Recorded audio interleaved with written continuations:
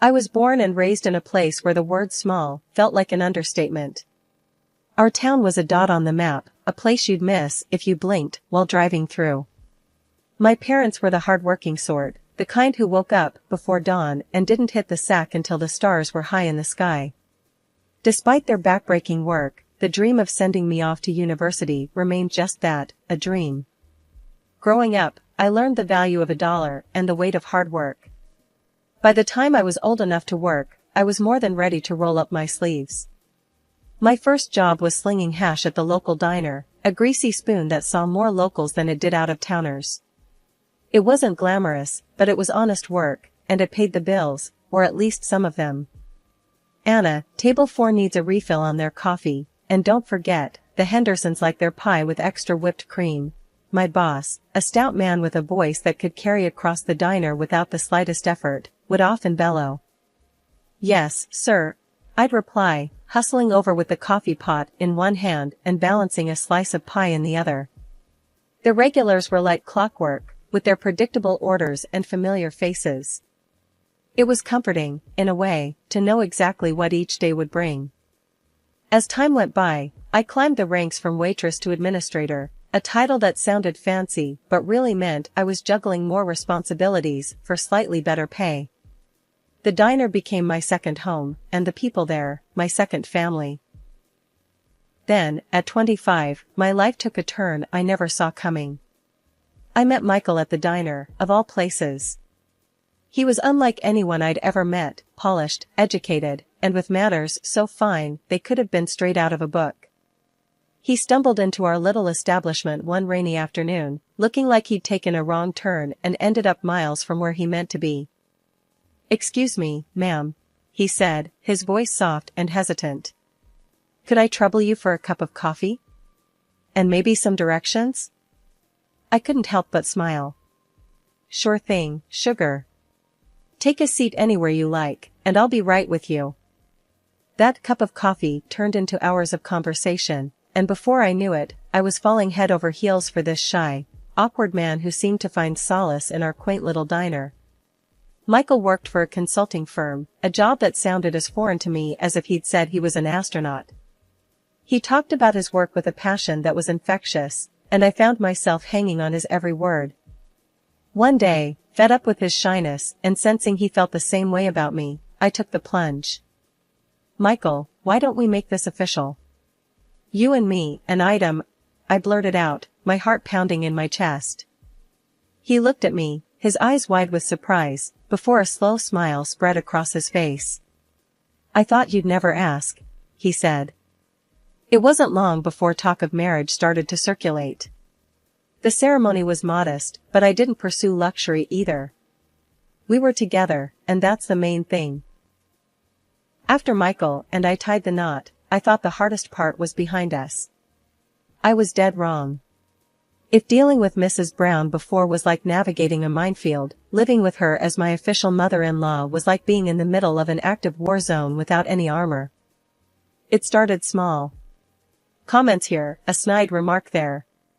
But soon, it was like she had a checklist of everything she could possibly criticize about me, and she was ticking off boxes with glee.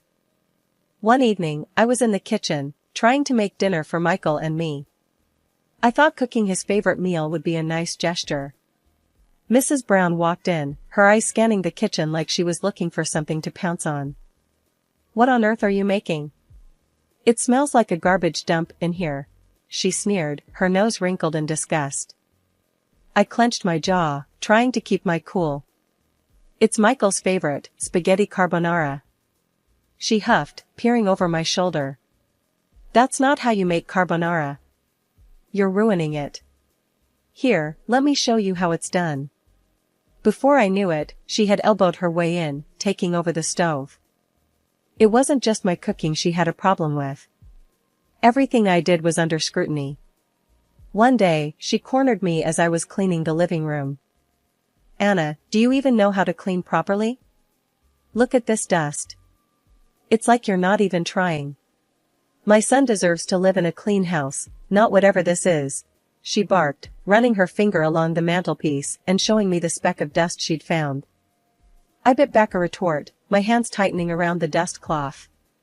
I'm doing the best I can, Mrs. Brown. I work too, you know.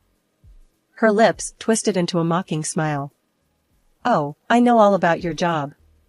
But really, darling, waiting tables is hardly a career. You should be focusing on taking care of Michael, not gallivanting around a restaurant. The worst part wasn't even her words, it was how Michael reacted, or, more accurately, didn't react. He seemed to shrink whenever his mother started in on me, becoming that shy, awkward man I'd first met in the diner, unable to stand up to her. One night, after Mrs. Brown had gone on a tirade about how the dishes weren't washed to her standards, I confronted Michael. Can't you see what she's doing? She's trying to make me look bad, Michael. You have to talk to her, I pleaded, my voice thick with frustration. He sighed, running a hand through his hair. I'll talk to her, okay? Just, give it some time. She'll come around. But things didn't get better. They got worse. Mrs. Brown's presence in our lives felt like a constant shadow, darkening every moment of happiness we tried to share. She had an opinion on everything, from how much money I was making. A pittance. How can you expect to support a family on that? To how late I stayed at work. A wife should be at home, waiting for her husband, not out and about at all hours. One evening, Michael was on the phone in the kitchen, his voice a murmur. I caught bits and pieces, enough to know he was talking to his mom. I waited for him to finish, curious about their endless topics of conversation. As he hung up, I teased. What's the secret today? World peace, or did you finally decide what color socks to wear tomorrow? He chuckled, a bit uneasy. Just the usual. Mom's worried about the Henderson project I mentioned last week. She thinks I should handle it differently. I raised an eyebrow. And since when did your mom become a consulting expert? It's not like that, Anna. She cares, you know? She's got a lot of life experience. Sure, but does she have to have a say in every little detail of our lives? I couldn't keep the frustration out of my voice. Michael sighed, running a hand through his hair. I know it seems like a lot, but she's all I have. We've been through so much together. I wanted to understand, I really did. But there was a difference between being close and being controlled. I decided to let it go, for the moment. A few days later, the reality of their bond slapped me in the face again. We were having dinner, just the two of us, a rarity these days. The conversation was light, the mood almost perfect, until his phone rang. One look at the caller ID, and I knew our peaceful dinner was about to be interrupted. Sorry, I have to take this, Michael said, already standing up. Let me guess, your mom? I couldn't hide my annoyance. He winced. Yeah, she's having trouble with her computer again. I told her I'd help. And it has to be right now? I asked, my voice rising. She's waiting to Skype with her friend. It's important to her, Anna. I watched him go, torn between anger and sadness. This was our life now, me, Michael, and his invisible tether to his mother. Continuing from where we left off, the tension between Michael, his mother, and me found new ground, the topic of children. One evening, feeling a mix of hope and nerves, I brought it up. Michael, I've been thinking, maybe it's time we started talking about having kids. Michael looked at me, his expression unreadable. My mom, she's not happy about the idea, he said, almost apologetically. And since when do we need her approval to start a family? I couldn't keep the bitterness out of my voice. It's not about approval, Anna. She thinks we're not ready, that having kids will distract you from taking care of me and our home. I was flabbergasted. Distract me? Michael, are you seriously telling me you agree with her? He shuffled uncomfortably. I think she has a point. Maybe it is too early for us to think about children. His words felt like a betrayal. It wasn't just his mother's influence anymore, it was him choosing her side over our shared dreams. As I navigated the complexities of my marriage, weighed down by the shadow of my mother-in-law's influence, I realized I needed something for myself, a beacon of independence. That's when the idea of going back to school crept into my mind. Michael didn't mind, but he didn't support me either. He was only interested in how much money I would spend on my studies and how it would affect my employment. The decision to enroll was the easy part. Balancing work, school, and a tumultuous home life was a Herculean task. Nights became a blur of textbooks and diner shifts, with the added spice of Mrs. Brown's ever-watchful eye critiquing my every move. Spending all this time on your studies, neglecting your duties at home. Is that what a good wife does? Mrs. Brown's voice was like a needle, always pricking at my resolve. But I was above that. After years of juggling work and night classes, I finally graduated from university. It felt like a dream when I was offered a position at a top restaurant chain. The job was not only a step up for me professionally, but also came with a paycheck that far exceeded anything I had ever earned.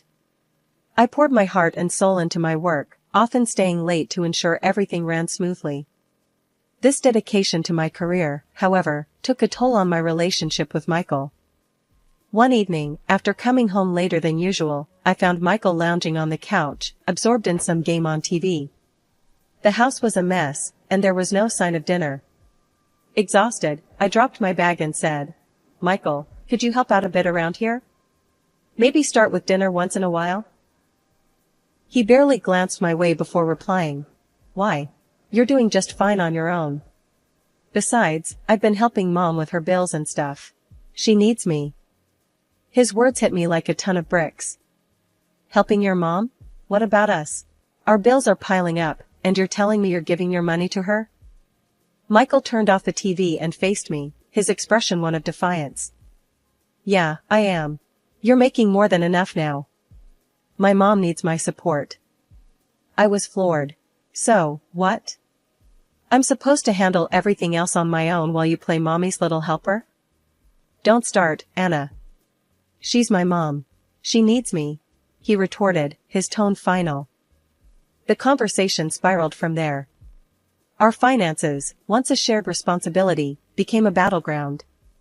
Michael stopped contributing to our joint account altogether, insisting that since I earned more, I should bear the financial burden alone.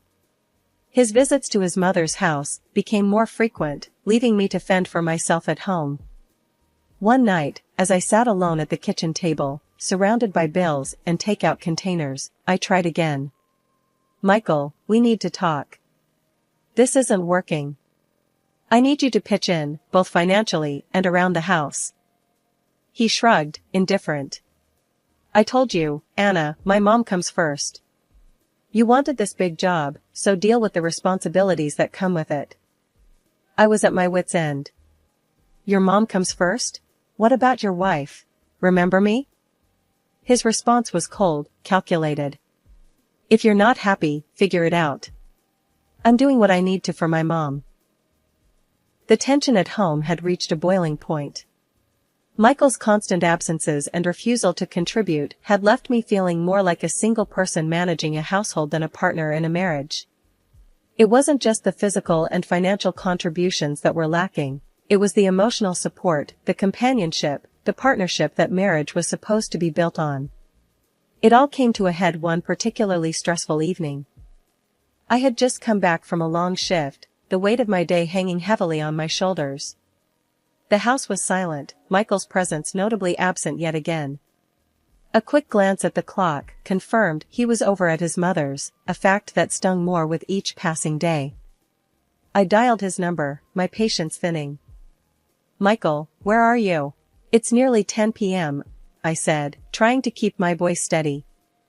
"Oh, hey, Anna. I'm at Mom's. Lost track of time," he replied, his voice too casual for my liking. "Lost track of time? Really?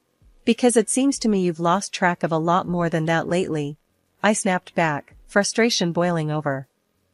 "What's that supposed to mean?" he retorted, a defensive edge creeping into his tone. "It means that I'm here trying to keep our lives together while you're off playing dutiful son. It's not fair, Michael. It's not fair to me," I said, the words pouring out. There was a pause, a heavy silence that filled the space between us. "We'll talk when I get home," he said finally, before hanging up. But we didn't talk when he got home. Or the next day. The conversation we needed to have kept being pushed aside, buried under excuses and avoidance. The turning point came unexpectedly. I received a call from my mom, her voice shaky, on the other end of the line. "Anna, it's your dad. He's very ill." I promised her I'd be there as soon as I could. Hanging up, I turned to Michael, expecting some kind of support or understanding. Instead, his reaction left me floored. "Why would you go? You're not a doctor." "What can you possibly do?" Michael asked, his tone more accusatory than concerned. I stared at him, disbelief washing over me. "He's my dad, Michael. He's sick. I need to be there, with my family." Michael shook his head, his stubbornness kicking in. "And what about your job? You're just gonna risk it all for an old man on his deathbed?" His words stung, a slap across my face. "How can you even say that? This is my father we're talking about." He was unmoved, his stance rigid. "I forbid you to go. We can't afford for you to lose your job over this." "Forbid me?" I echoed, my anger rising. "You can't forbid me from anything, especially not when it comes to my family." Without waiting for his response, I packed my bags and left. His words echoed in my ears, a bitter reminder of the gap that had grown between us. I drove to my parents' house with a heavy heart, torn between concern for my dad and outrage at Michael's callousness. The days that followed were a blur of hospital visits and helping Mom around the house. Dad was seriously ill, and being there for him, being a part of my family when they needed me most, felt right. It was where I needed to be, despite Michael's objections. When I finally returned home, the silence that greeted me was deafening. Michael's belongings were untouched, indicating he hadn't been home since I left. It was clear where he had been spending his time, his mother's house. Another conflict occurred after I returned home tired. There, in our living room, sat my mother-in-law, perched like a queen awaiting an audience. The look on her face told me this wasn't a social visit.